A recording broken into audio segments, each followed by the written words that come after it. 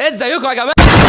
في الفترة الأخيرة في حاجات كتير قوي حصلت، زي إن إينو طلع بوشه، وإن ويجز اتجوز، وإن مصر خسرت من السنغال تاني، قصدي تالت، وإن ايشو سبيد نزل مصر، وفي حاجات كتير قوي حصلت عشوائية، وحازم كان ماشي في ديله. ففي وسط كل الحاجات المهمة دي أكيد أنا داخل أتكلم عن حاجة مهمة برضو، بس لأ، أنا مجهز إن أنا هتكلم عن الشعر بقالي فترة، وصراحة يعني عايز أنجز الفيديو ده من الآخر، أنا زهق منه فاهم بقى، حوار معفن مقرف، فمعلش بقى انجز الحال بقى واتفرج وخلص الفيديو على الآخر، لأن أنا عايز أوصل 1000 مشترك قبل ما الشهر يخلص. أنا كنت عامل حسابي بص هناك كده هتلاقي ان انا كاتب 2026 المفروض هيتم 1000، وانا دلوقتي في شهر واحد ولسه 700، يعني شكرا برضه احنا. نخش في المهم بقى. انا الفيديو ده كنت متردد جدا ان انا اعمله، عشان اكيد انا لو هتكلم عن الشعر عند الولاد فاكيد هتكلم عن BTS، الناس اللي خلت ان لو ولد حابب ان هو يطول شعره كل الناس تقول عنه ان هو خو. من وانا صغير نفسي اطول شعر اخليه لحد كتفي يعمل زي الحلقه بتاعت ايرين، بس قبل ما تقول عليا ان انا تافه وان انا عايز اعمل حاجات تافهه، انا تافه فعلا. يعني تخيل معايا كده، اقول لبابا ان انا عايز اطول شعري، يبدا يحط في خيالاته ان انا واحد بطول شعره وحاطط مكياج وبرقص على المسرح وبهز في. ودايما لما تيجي تسمع كلمه BTS بتحس انك شامم ريحه ايلاينر كده، مع اني مش عارف ايه الايلاينر. كان نفسي يعني طول ما انا كنت هتكلم عن BTS فكنت عايز اتكلم عنهم كتير، يعني عشان اشتمهم كتير. بهزر على فكره، بهزر، انا ما بشتمش حد غير قدامه يعني. فقلت يعني لازم ادور على حاجه عشان اقعد اتكلم عليهم كتير بقى في الفيديو، ووقت الفيديو يطول ويجيب لي بقى مشاهدات والناس تعمل لي اشتراك. فعمال بقلب وظهر قدامي الخبر ده، بس انا ببص على الحاجات من الناحيه الايجابيه. يعني لو BTS رجعوا تاني فاعرف ان باريتيوب هيرجع تاني. فانا الصراحه يعني مش هقعد اكتر بقى واتكلم عن BTS فاهم، وطول ما باريتيوب موجود ما اقدرش الصراحه، يعني الراجل هو اللي واخد فاهم، هو اللي طالع الترند والدنيا بتلعب معاه، فايه انا ماليش دعوه. يعني هخليني بقى انا في الراجل اللي جاب لي مشاهدات. ساعه لما كنت بجيب الفيديو اللي فات وبشوف هقول ايه في الفيديو اللي فات، لما كنت بعمل الفيديو بتاع معتز ده، لقيت ان هو عامل فيديوهات كتير قوي بيتكلم عن الشعر، ومش عارف ليه حاطط في دماغه الناس بتوع الشعر المولت والشعر الكيرلي، الشباب بتاعت الشعر الكيرلي. فوق معايا هنا، انت ايه الفرق ما بينك وبين البنت اللي بتقعد تعمل كده في شعرها معلش يعني قدام المرايه، ولا لما تنزل من بيتكم انت مظبطه وتفضل تعمل كده قدام اي مرايه بلاي ستيشن ولا اي مرايه مطعم ولا اي حته؟ مبدئيا اي حد في الحياه عنده شعر وعايز يخلي شكله حلو، لان الشعر ده واخد اكبر جزء من الشكل، فطبيعي ان هو هيظبط شعره ايا كان هو فين. وانا صراحه انا معرفش ايه نوع شعرك عشان اقول لك انت بتظبطه ولا لا، بس يعني واضح يعني ان هو ربنا يسهل لك. ليه تلعب نفسك يا باشا؟ ما هو اهو ماله الناعم، ما تعمل ويفي، اعمل باسكت، اعمل اي حاجه تكون ايقوني راجل. لو هتتكلم عن الايقوني الراجل اللي مش عارف ايه، فانت اكيد لازم تتكلم ان انت ما ينفعش كراجل تقول ان انت حلو، لان الراجل ما بيهتمش بشكله. انا مش عارف انا مدخلتش ادبي ليه. معلش يعني الموضوع يبقى احسن بكتير، بلاش تأزمها على نفسك، او مفيش غير الكيرلي خلاص نهايه العالم. ماله يا عم، ماله الستريت، ماله يا ابني انت لسه مصدق ان هو ستريت؟ يا ابني ايه ده يا ابني، ايه ده يا ابني، يا ابني يا ابني انضف. شويه هوا يطيروهولك كده فاهم، ستايلس. معلش ايه ستايلس كيرلي مش هيجيب لك بنات والله. يعني انت قصدك يعني ان شعرك ده اللي هيجيب بنات؟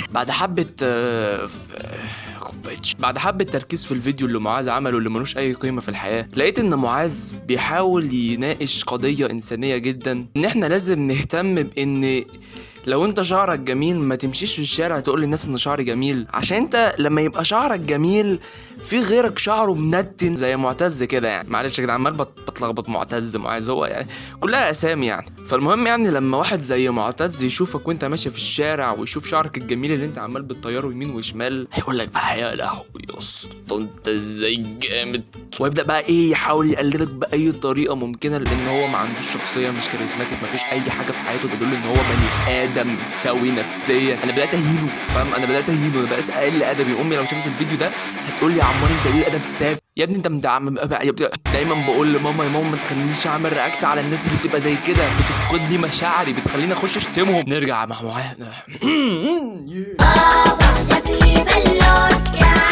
نرجع مع معتز بقى، عشان هو خرجنا عن شعوري، ولو لقيته ضايقني تاني فاهم هخرج عن شعوري تاني واشتمه. الشباب بتاعت الشعر المولد يا خاطر انت يا حلوه، انت عامل حرفيا قضيب ترماي في راسك، بتنزل بتعمل كده.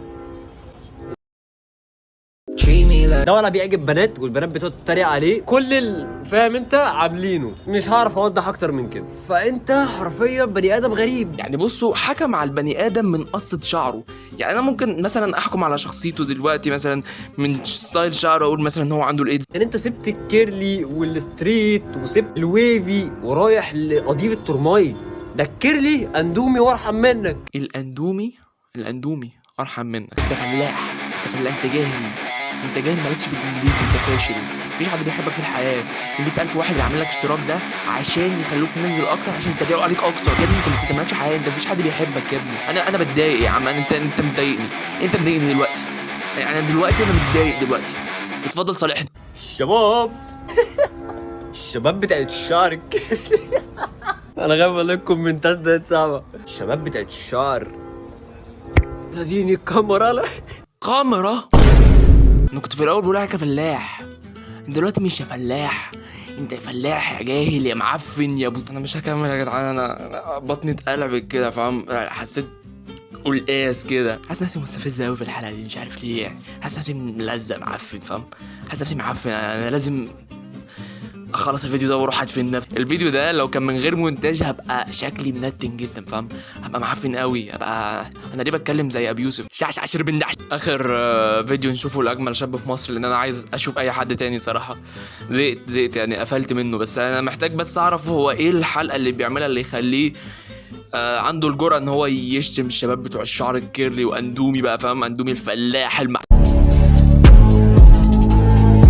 طيب دلوقتي بيقول لك قبل يعني خرا وكده، فاهم؟ وريك بقى بعديها بعد تعدى مرحله الخرا بقى زين. دايما ما بلاقيش ناس كتير بتهتم بمحتوى الشعر ده غير البنات، فاهم؟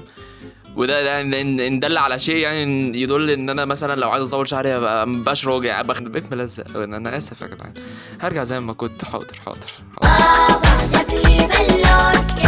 طب يا جدعان، وانا قاعد بمنتج دلوقتي لقيت ان مروان جليتش عامل مثبت اجمل شاب في مصر. فمروان جليتش فتح علينا باب بسم الله ما شاء الله. يعني قابل.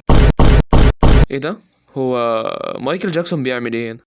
ده غير يعني ان في حد، يعني انا كنت اعرف عنه ان هو شيخ، معرفش ايه اللي دخله في المجال ده، بس تمام. ثانية واحدة بس ابص على المصوتين. مروان جليتش بقى من المتفوقين، انا اجمل شاب في مصر، وانا موجود برضه. وبصفتي كخالد فؤاد عوض كحصول على لقب اجمل شاب في مصر، ده مش أنا اللي بقول كده، ده التيك توك بنفسه اللي بيقول كده.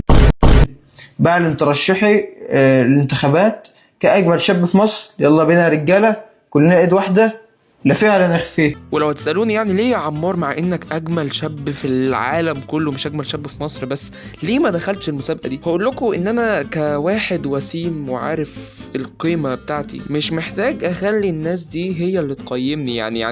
يعني بصوا القمر يا جدعان. احنا خلصنا الفيديو بتاعنا، خلاص خلص الفيديو. بس حابب اقول لكم يعني انتوا لو حابين يعني تاخدوا كليبس من الفيديوز بتاعتي نزلها على التيك توك، على الانستا مثلا، فاهم؟ انا موافق، انا ما عنديش مشكله. يعني مش هقول لكم حاجه وبس كده. اتمنى تكونوا استمتعتوا بالفيديو. الفيديو 32 دقيقه بس، اعتقد ان انا اللي هنزله مش زي اي حاجه عاديه. ممكن ننزل فيديو مثلا النهارده يبقى فيديو 10 دقايق. فاتمنى تكونوا انبسطتوا بالفيديو وبس. سلام.